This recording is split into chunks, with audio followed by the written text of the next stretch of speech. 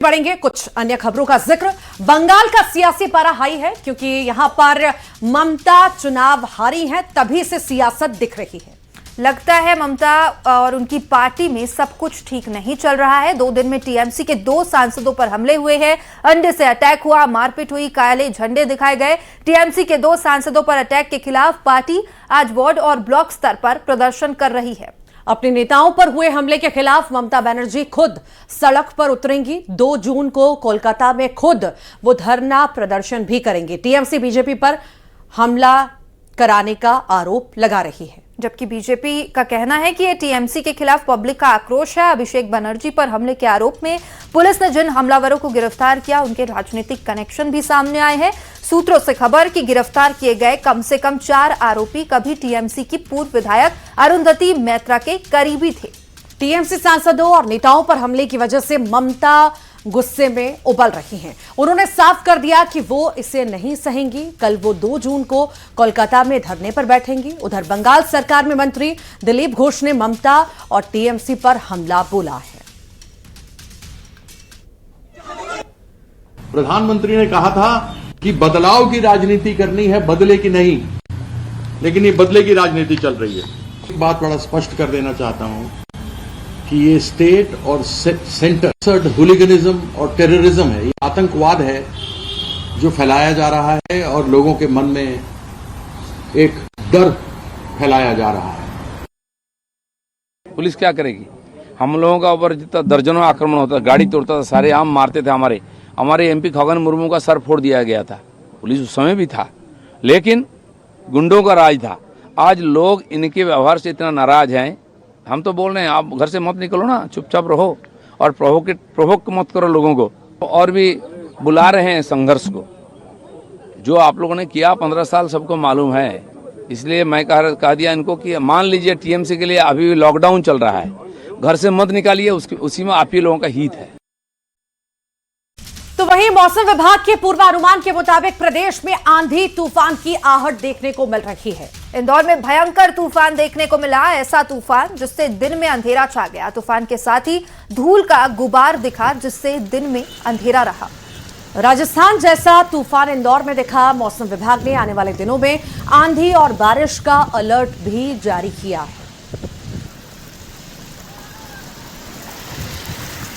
तो ये तस्वीरें इंदौर की, जहां पर धूल का गुबार देखने को मिला। विजिबिलिटी में इससे असर पड़ा है। हालांकि मौसम विभाग ने पहले ही इसे लेकर अलर्ट जारी किया था और तेज रफ्तार में हवा चलने के लिए अलर्ट जारी किया गया था। लोगों को मैदान और पेड़ के नीचे खड़े रहने से मना किया गया था।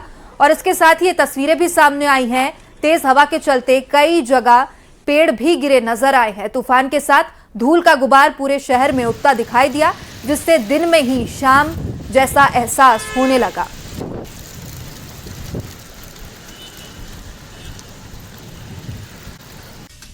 मध्य प्रदेश में इस बार मानसून की एंट्री 5 से 7 दिन लेट हो सकती है। मौसम विभाग के मुताबिक अब मध्य प्रदेश में मानसून 20 से 22 जून तक दस्तक देगा। हालांकि भीषण गर्मी के बीच जून के शुरुआती 4 दिनों तक पूरे प्रदेश में आंधी और बारिश का अलर्ट जारी किया गया है। मौसम विभाग ने धार और खरगोन में ओला बारिश का रेड अलर्ट जारी किया, तो वहीं झाबुआ, बड़वानी समेत 9 जिलों में ऑरेंज अलर्ट जारी किया गया। राहत की बात यह है, आंधी बारिश के चलते प्रदेश में दिन का पारा 42 डिग्री से नीचे आ गया है और लोगों को गर्मी से बड़ी राहत मिली है।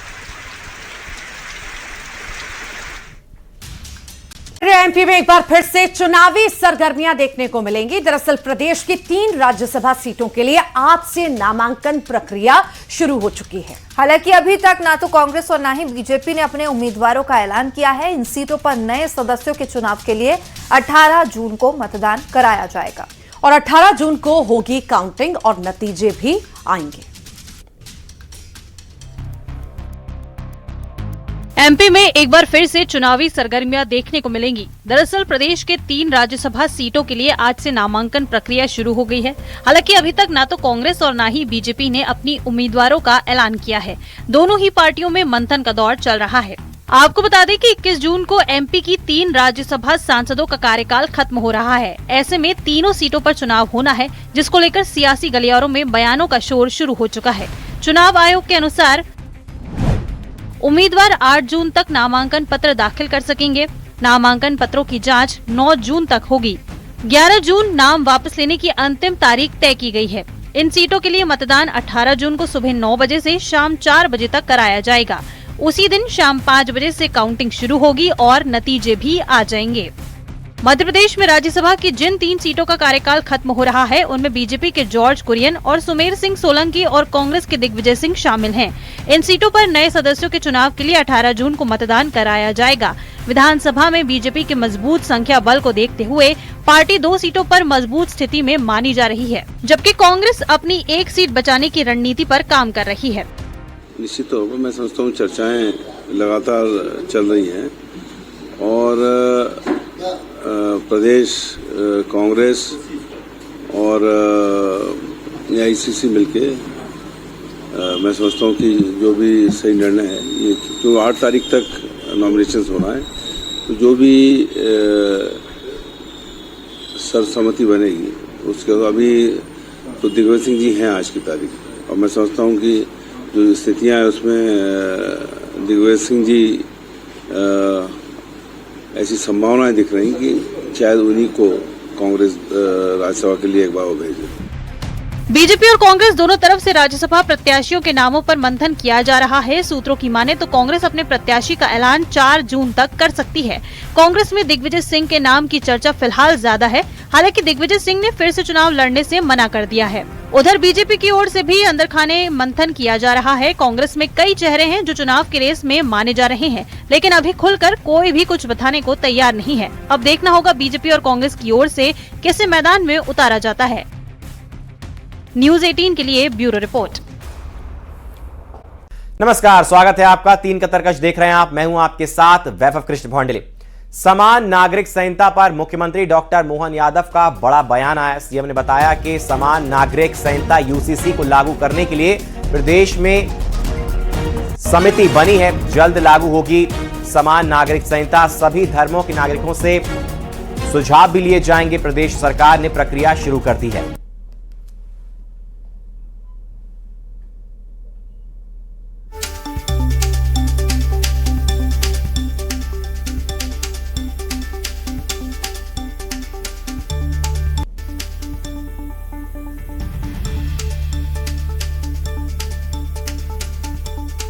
तो समान नागरिक संहिता पर मुख्यमंत्री डॉक्टर मोहन यादव का ये बड़ा बयान सामने आया, जहां सीएम ने बताया कि समान नागरिक संहिता UCC को लागू करने के लिए प्रदेश में समिति बनी है और जल्द समान नागरिक संहिता लागू होगी।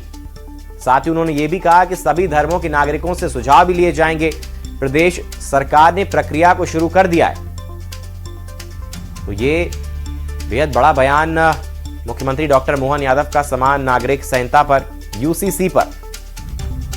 और समान नागरिक संहिता UCC को लागू करने के लिए प्रदेश में समिति बनी है, ये साफ तौर पर सीएम डॉक्टर मोहन यादव ने कहा। UCC पर सीएम का ये बेहद बड़ा बयान, जहां पर जल्द लागू जो है UCC को करने की उन्होंने बात कही और सभी धर्मों के नागरिकों से सुझाव भी लिए जाएंगे, ये भी उन्होंने साफ तौर पर कहा है। और इसके लिए प्रदेश सरकार ने अब प्रक्रिया भी शुरू कर दी है। तो MP में जल्द लागू हो सकता है, सभी धर्मों के लोगों से सुझाव लिए जाएंगे और प्रदेश सरकार ने प्रक्रिया शुरू की है।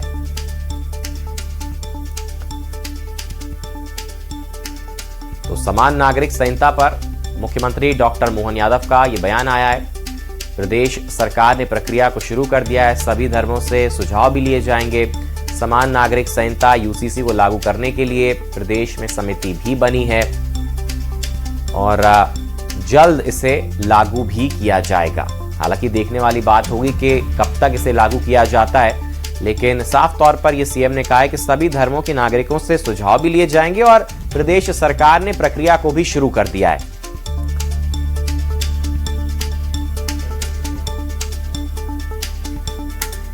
और ज्यादा जानकारी के लिए रमाकांत भोपाल से हमारे साथ सीधे कनेक्ट हो गए। रमाकांत, सीएम ने साफ तौर पर कह दिया है कि UCC जल्द लागू होगा और सभी धर्मों से इसके सुझाव भी लिए जाएंगे जो कि नागरिक होंगे, और प्रदेश सरकार ने प्रक्रिया भी शुरू कर दी है। कब तक UCC लागू हो सकता है? जी देखिए, मैं आपको बता दूं कि सीएम डॉक्टर मोहन यादव साफ कर चुके हैं कि मध्य प्रदेश में जो UCC लागू करने की समय सीमा है वो प्राथमिक तौर पर 6 महीने के भीतर निर्धारित की गई है और सरकार इसकी प्रक्रिया भी शुरू कर चुकी है। सबसे पहले इसके लिए एक समन्वय समिति का गठन किया गया था, जो गांव-गांव जाकर, जिलों में जाकर, तहसीलों में जाकर लोगों से बातचीत करेगी और यूसीसी के संबंध में उनको जानकारी देगी कि यूसीसी एक देश एक कानून समान नागरिक संहिता क्या है। उसको लेकर आपके सुझाव जो है वो आप समन्वय समिति से भी जो है वो साझा कर सकते हैं। इसके साथ ही मुख्यमंत्री डॉक्टर मोहन यादव ने पिछले हफ्ते ही मंत्रालय में एक यूसीसी पोर्टल भी लॉन्च किया है और ये पोर्टल लॉन्च करने वाला मध्य प्रदेश इसमें सबसे अग्रणी राज्य बना है, जिसने पोर्टल लॉन्च किया है, जिस पर समाज के हर वर्ग के लोग, चाहे वो सामाजिक कार्यकर्ता हो, राजनीतिक क्षेत्र से जुड़े हुए आम नागरिक हों, इस पर अपने सुझाव दे सकते हैं यूसीसी को लेकर सरकार को, और सरकार उनके सुझावों पर मंथन करेगी। समन्वय समिति से जो सुझाव आएंगे उन पर मंथन किया जाएगा और उसके बाद यूसीसी का एक फाइनल ड्राफ्ट तैयार किया जाएगा। इसको लेकर सरकार पूरी प्रक्रिया शुरू कर चुकी है। देखना होगा कब तक जो है यूसीसी लागू होता है। फिलहाल बहुत बहुत शुक्रिया आपका।